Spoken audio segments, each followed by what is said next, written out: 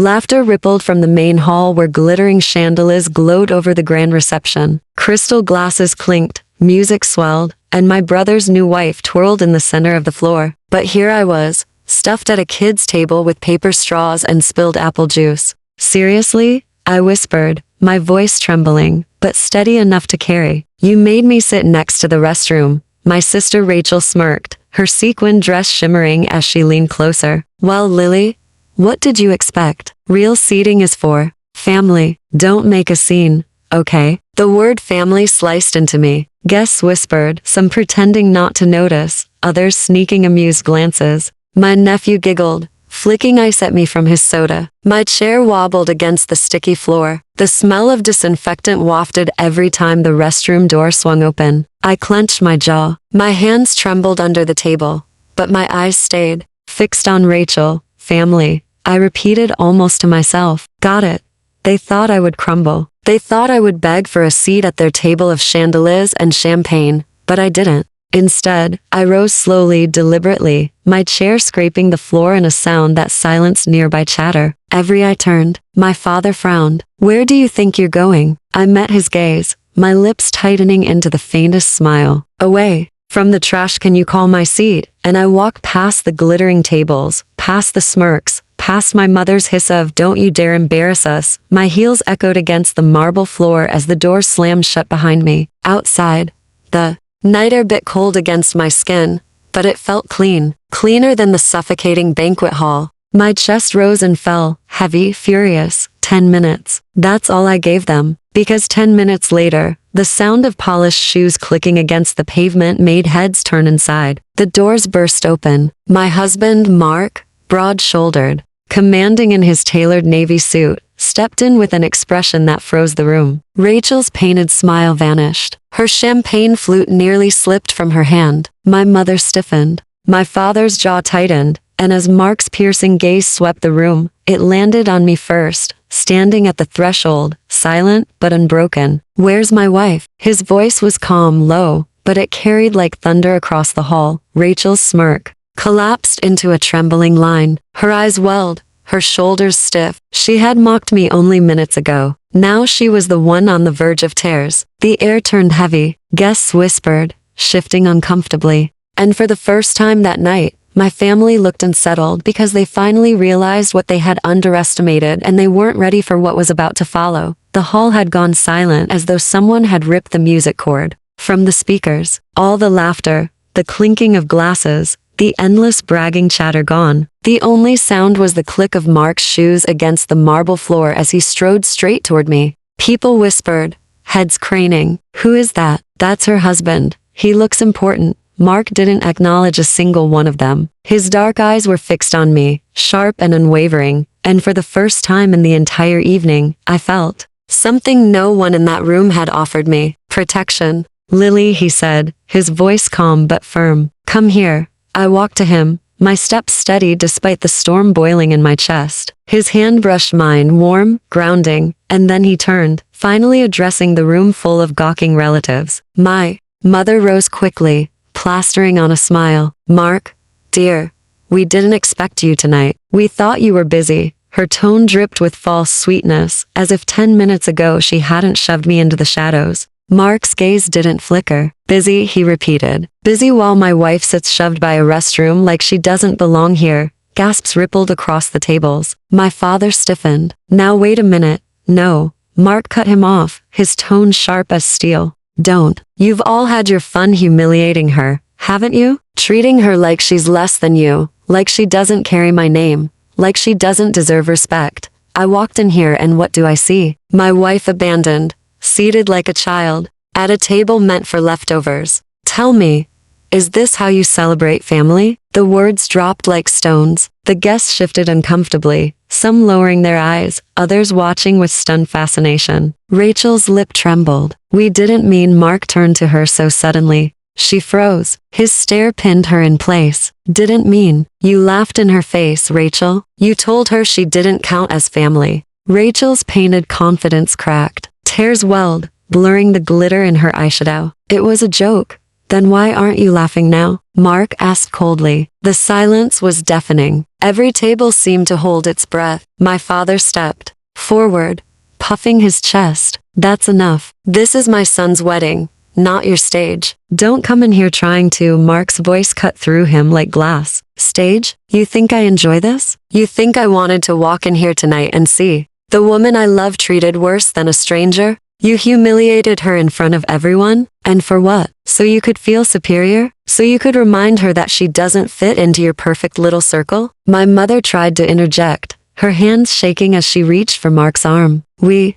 just wanted things to go smoothly. Mark pulled away, his tone sharper. Smoothly? Nothing about this is smooth. You don't push someone into the shadows and call it love. You don't humiliate your daughter, your sister, your blood, and pretend it's normal. The weight of his words made the chandeliers above seem to rattle. And then slowly he turned back to me. His voice softened, though his eyes remained burning. Lily, you don't need to stand here another second. You don't need to beg for their respect. You've done enough. Come home with me.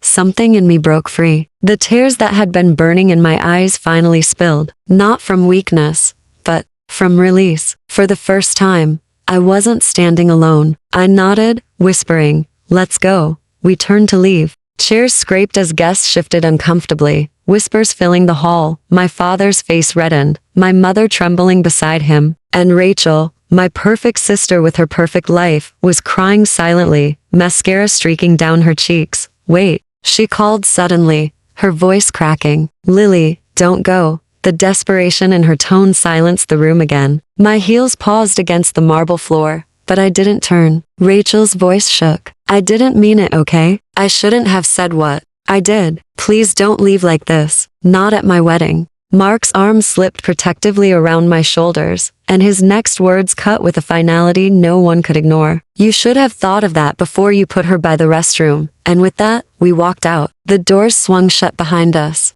leaving only stunned silence and Rachel's muffled sobs echoing through the grand hall. Outside, the air was cool and fresh. I exhaled, my body trembling as if it had been holding this in for years. Mark held my hand tighter. They'll regret this, he said softly. I looked at him, my voice steady now. They already do. But deep down, I knew this wasn't the end. The night had only just begun, and the tables had turned in ways my family never imagined. The moment we stepped outside, my phone buzzed nonstop in my clutch. First one call, then 5, then a flood of messages lighting up the screen. My mother, my father, even Rachel. I didn't answer. I couldn't. Not yet. Mark opened the car door for me, his jaw tight, his silence louder than words. The ride home was filled with the glow of the city lights racing past the window, my pulse still hammering in my ears. They'll spin this, Mark finally said, his voice low. They'll try to paint you as dramatic, ungrateful. I let out a bitter laugh. That's their specialty.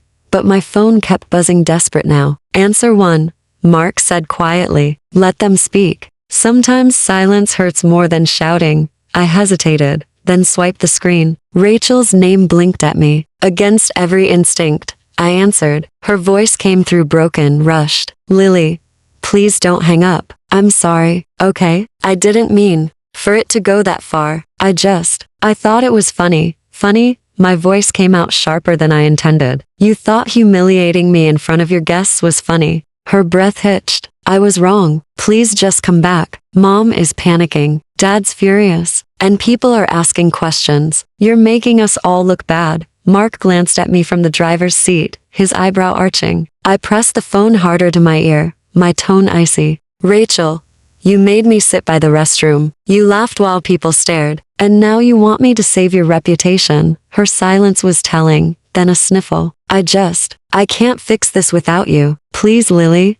I didn't answer. I hung up. The buzzing started again instantly, but this time I powered the phone off. Mark's hand reached over, resting on mine. You don't owe them your peace, he said softly. For once, I believed him. By morning, the fallout was everywhere. A cousin had recorded part of Mark's speech on their phone. It spread through the family group chat like wildfire. My father's face red with anger, Rachel trembling, my mother's desperate excuses. It was all there, caught in shaky but undeniable footage. The video leaked beyond family too. Friends of friends shared it. Soon neighbors and co-workers had seen it. The comments brutal. Who makes their own daughter sit by a restroom? That husband deserves a medal. Rachel crying at her own wedding. Poetic justice. By breakfast, I had 50 unread messages from relatives trying to justify themselves. My mother's voice rang through the first voicemail. Lily, darling, you know how stressful weddings are. We didn't mean it like that. Please call back. The second was sharper. My father, you embarrassed us, Lily. Do you realize what you've done? You've turned family against family. Fix this. Mark, reading one of the texts over my shoulder, scoffed. Fix this. They should be begging to fix themselves.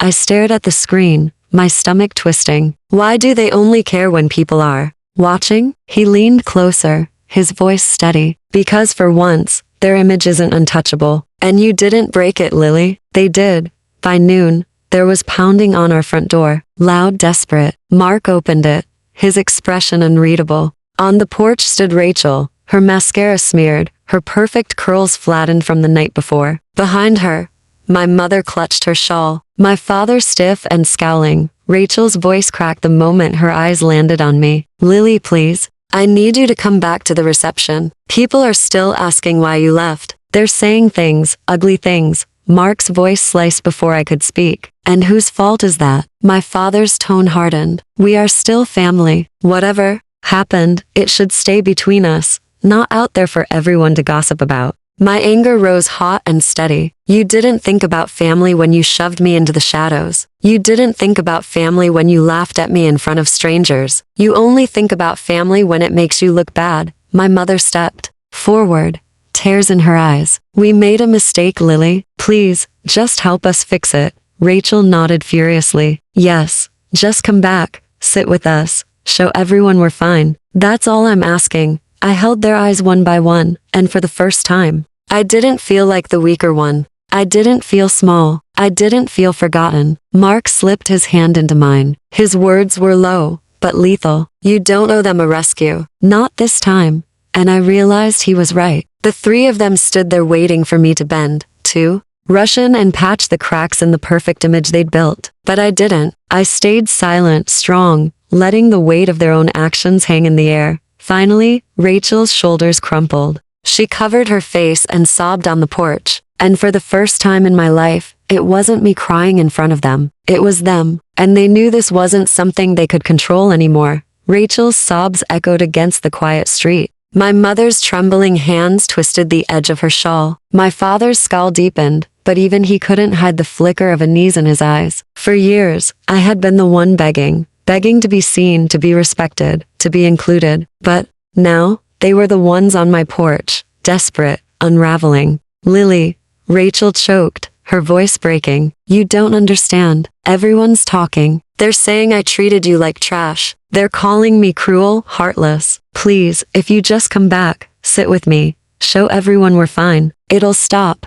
Mark's arms slipped protectively around me. His voice was low, sharp. So now it's about your reputation, not her dignity. Rachel shook her head quickly, panic in her eyes. No, I really am sorry, Lily. I swear I'll make it right. Just don't leave me like this. Not today. My father finally stepped forward, his tone stern, but edged with something I'd rarely heard from him. Uncertainty. Lily, you've made your point. Enough is enough. Family fights, then family forgives. Don't drag this out.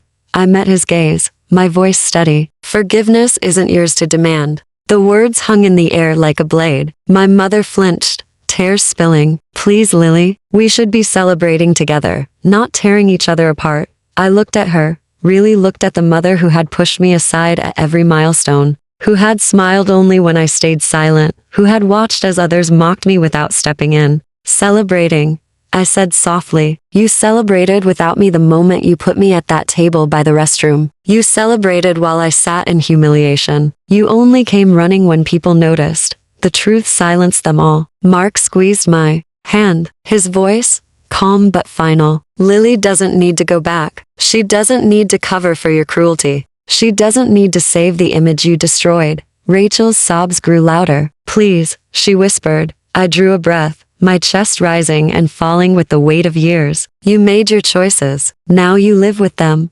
I stepped back into the Doorway. Mark steady at my side, and this time, I'm not going to be the one fixing your mess. The slam of the door behind us shook the house. On the porch, the sound of muffled cries and my father's low curses faded. Inside, silence wrapped around me, but it wasn't the silence of loneliness. It was the silence of freedom. The days that followed were a storm. The video spread further than any of us imagined. Neighbors, co-workers, even strangers had seen it. Rachel's perfect wedding became a spectacle of whispers. People replayed the moment her face crumpled, the moment Mark's words cut the hall to shreds, and suddenly, my phone wasn't just filled with apologies from family. It was filled with messages of support. You don't know me, but I saw that clip. You were so strong. My sister treated me the same way. Watching you walk out gave me courage. Your husband, incredible. You're lucky, but so is he. For once, the world wasn't laughing at me. They were standing with me. A week later,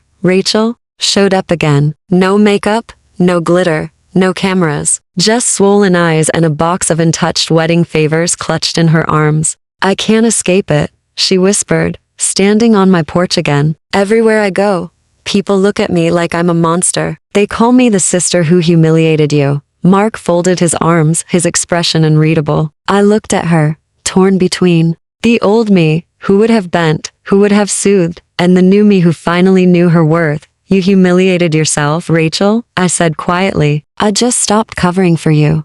Her lip trembled. So, what now? Are we just nothing? The question lingered. I could have said yes. I could have shut the door forever. But deep inside, I realized my revenge was never about destroying her. It was about reclaiming me. I don't know what we are, I admitted, but I know what I am now. I'm done being your shadow. Her tears spilled again, but this time she nodded, understanding what words couldn't fix. That night, I sat with Mark on the couch, the glow of the city spilling through the windows. You were incredible, I whispered. He smiled faintly. You've always been incredible. I just made sure they finally saw it. I leaned against him, my chest finally light. The pain hadn't vanished. The scars of years of being dismissed, humiliated, overlooked.